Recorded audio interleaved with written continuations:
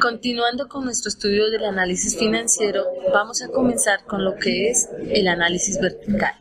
El análisis vertical consiste en determinar el peso proporcional, o sea, el peso porcentual de cada cuenta dentro del estado financiero analizado. Esto permite determinar la composición y la estructura de cada cuenta dentro de los estados financieros.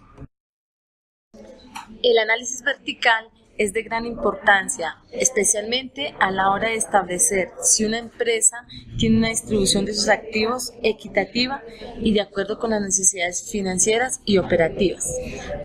Por ejemplo, supongamos que una empresa que tiene unos activos totales de 5,000 pesos y en su cuenta efectivo posee 800 pesos, esto quiere decir que el 16% de sus activos está representado en efectivo.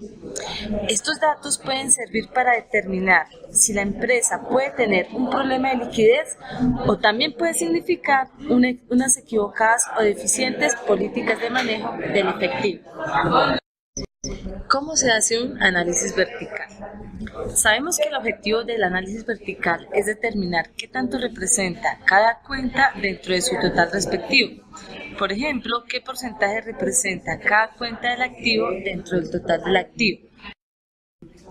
Para obtener estos datos, primero se debe dividir la cuenta que se quiere determinar entre su total respectivo y luego se procede a multiplicar el resultado por 100. Por ejemplo, si el total del activo es 200 y los clientes es de 20, entonces dividimos 20 entre 200 y lo multiplicamos por 100, lo cual da 10%. Es decir, que los clientes representan el 10% del total de sus activos. Primero vamos a dar una empresa de ejemplo. Este es un ejemplo muy simple y normalmente los estados financieros tienen más cuentas de las que están aquí. Esta es la tienda La Alegría, es una sociedad anónima y sus estados financieros son muy simplificados para el 31 de diciembre de 2014. Primero vamos a mirar su estado de resultados. La estructura del estado de resultados comienza ¿con qué? Con los ingresos por ventas. Podemos encontrar que los ingresos por ventas son de 20,000. A estos ingresos les vamos a descontar unos costos de ventas de 12,000. La diferencia entre las ventas menos el costo de ventas nos da una utilidad bruta de 8,000. En esta utilidad bruta nos basamos para iniciar a descontar unos gastos de operación. En estos gastos de operación la empresa puede tomar gastos de administración, gastos de ventas como tal. Para nuestro ejemplo vamos a mirar que unos gastos de operación de 5,000. La diferencia entre tomar la utilidad bruta y restarle estos gastos de operación me dan como un resultado de 3,000 en la utilidad operacional de la empresa. A esta utilidad operacional de la empresa vamos a suponer que tiene unos gastos financieros de 1,000. De tal manera que ya voy a obtener el primer resultado neto de mi estado de resultados, que sería 2,000. La diferencia entre la utilidad operacional y los gastos financieros. Ahora nos vamos para el balance general. El balance general lo tenemos clasificado en activo corriente y en propiedad, planta y equipo. En el activo corriente encontramos el efectivo con 4,000, los deudores con 3,000, inventarios con 2,000. Debemos recordar que estamos haciendo un ejemplo simplificado. Eso me da como resultado un total de activo corriente de 9,000. Luego nos vamos a la propiedad, planta y equipo, en la cual tenemos un valor de 16,000 y la sumo con el total de activo corriente para un total de activo de mi empresa de 25,000. Hacemos lo mismo con la parte de pasivo y patrimonio. Dentro del pasivo corriente encontramos unas cuentas por pagar de 5,000, un pasivo a largo plazo de 15,000, lo cual nos da en nuestro ejercicio simplificado, debemos recordar que es un total de pasivos de 20,000. En el patrimonio tomamos la partida de patrimonio general que tenemos 5,000 y nos da un total de pasivo más patrimonio 25,000. Para efectos de este ejemplo, vamos a iniciar con el balance general. Entonces se empieza a calcular en una columna a la derecha los diferentes porcentajes que representa cada cuenta con relación a su total. Empezamos con el efectivo. Vemos que el saldo del efectivo es de 4,000 pesos. Entonces dividimos 4,000 entre el total del activo, que es de 25,000, y luego lo multiplico por 100 y se obtiene un 16%. Es decir, que el efectivo que posee la empresa a esa fecha representa un 16% de los activos totales que la empresa posee, y así podemos continuar explicando las diferentes cuentas. Seguimos con deudores. En deudores tomamos que el saldo es de 3,000 pesos, lo dividimos entre el total del activo, que es 25,000, y lo multiplicamos por 100. Nos da un resultado del 12%. Ese 12% quiere decir que el total del activo, los deudores representan el 12%. Continuamos ahora con inventarios. Tomamos 2,000 pesos, lo dividimos entre el total del activo, que son 25,000 pesos, y lo multiplicamos por 100. Eso nos da un resultado del 8%. Quiere decir que el total del activo, los inventarios, representan un 8%. Nos vamos ahora a propiedad, planta y equipo. Tomamos el saldo de 16,000 pesos, lo dividimos entre 25,000 pesos, que es el total del activo, y lo multiplicamos por 100. Obtenemos un 64%. Quiere decir que el total del activo, el 64%, está representado por propiedad, planta y equipo. Esto sumado nos representa 25,000 pesos, lo cual quiere decir que tomamos el 100%, que es el activo total. Continuamos ahora con los pasivos. Algunos autores, al momento de analizar el pasivo, lo suman con el patrimonio, es decir, toman el total del pasivo y patrimonio juntos y con referencia a este valor calculan la proporción de cada cuenta del pasivo y del patrimonio. Se debe tener claro que el pasivo consiste en las obligaciones que la empresa tiene con terceros, en tanto que el patrimonio es una obligación con socios o dueños de la empresa, por lo que es importante separarlos para poder determinar la verdadera capacidad de pago de la empresa y las verdaderas obligaciones que ésta tiene. Entonces, para el pasivo se dividirá entre el total del pasivo, se toma el saldo de cuentas por pagar y se divide 5,000 entre 20,000, que es el saldo del total del pasivo, y se multiplica por 100. Se obtiene un 25%. Esto quiere decir que el 25% de las deudas de la empresa es a corto plazo. Luego vamos al pasivo a largo plazo.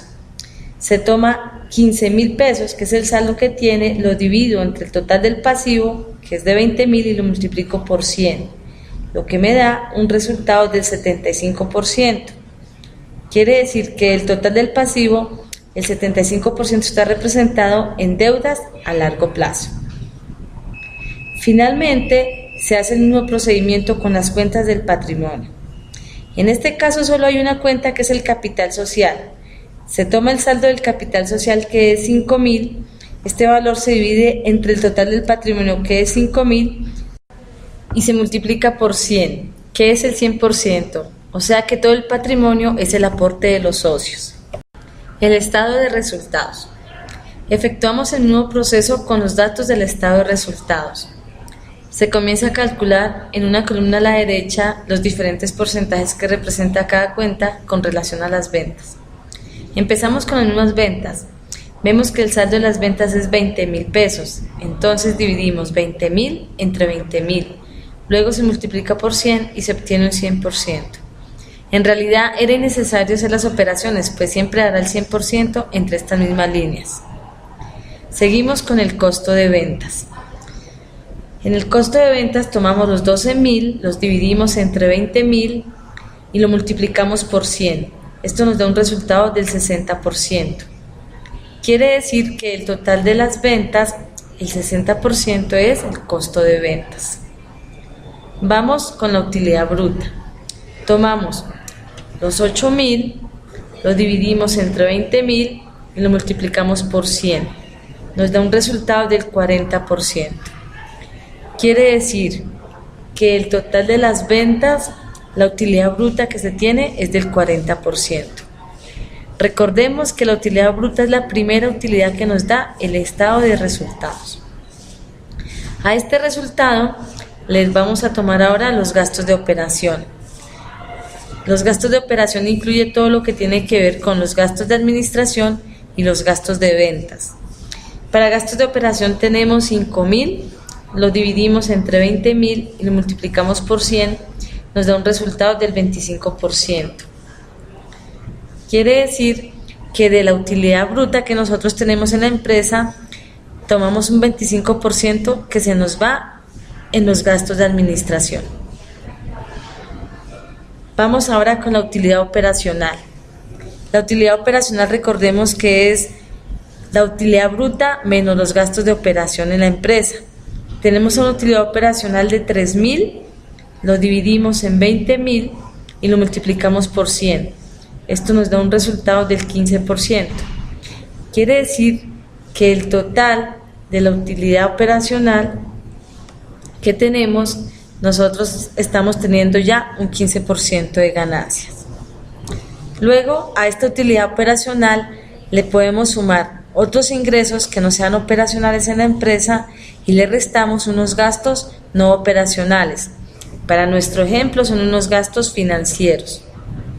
Tomamos los gastos financieros de 1.000 pesos, lo dividimos entre 20.000 pesos y lo multiplicamos por 100. Esto nos da un 5%. Finalmente nos encontramos con la utilidad neta. La utilidad neta de nuestro ejercicio es la diferencia que tomamos de la utilidad operacional y le estamos restando unos gastos financieros. En nuestro ejemplo nos dice que la utilidad neta nos dio 2.000, lo dividimos entre 20.000 y lo multiplicamos por 100 y obtenemos un resultado del 10%. ¿Qué significa esto? Que el total de ventas de mi empresa y toda la operación que se hizo en un ejercicio contable, la ganancia que se obtuvo fue del 10%. ¿Cómo se interpreta el análisis vertical? El análisis vertical de un estado financiero permite identificar claramente cómo está compuesto y cómo se estructura cada uno de los estados financieros y así se procede a interpretar dicha información. Para esto cabe resaltar que cada empresa es un caso particular, pues no existen reglas que se puedan generalizar. El análisis depende de las circunstancias, o sea, de la situación y los objetivos de cada empresa, y para lo que una empresa es positivo puede que no lo sea para la otra. A modo de ejemplo podemos decir que al analizar el balance general encontramos, por ejemplo, en caja y bancos, estos no deben ser muy representativos, puesto que no es rentable tener una gran cantidad de dinero en efectivo y no está generando rentabilidad alguna. Es decir, que una empresa debe procurar por no tener más efectivo de lo estrictamente necesario. Una de las cuentas más importantes es inventarios. Igual que todos los activos, debe representar solo lo necesario. La propiedad, planta y equipo que representan bienes que la empresa necesita para poder producir, como maquinaria, terrenos, edificios, equipos, suelen ser representativos, excepto en ciertas empresas de servicios. Respecto a los pasivos, es importante los pasivos corrientes que estos sean poco representativos y es necesario que sean mucho menores que los activos corrientes. Si esto pasara, el capital de trabajo de la empresa se vería comprometido. También analizamos el estado de resultados. Acá podemos revisar que el costo de ventas no debe ser muy alto, pues si fuera muy alto la empresa podría tener dificultades para cubrir sus gastos financieros y cubrir una utilidad suficiente a sus accionistas. Del mismo modo, el porcentaje que represente la utilidad operacional y la utilidad neta debe ser alta. Aunque la utilidad neta no tiene necesidad de ser demasiado alta, pues en algunos casos podría no ser conveniente. Por ejemplo, en el caso de que una empresa haya rebajado mucho los costos, pero sacrificando la calidad. Esto quiere decir que a largo plazo una utilidad muy alta no se podría sostener. Muchas gracias.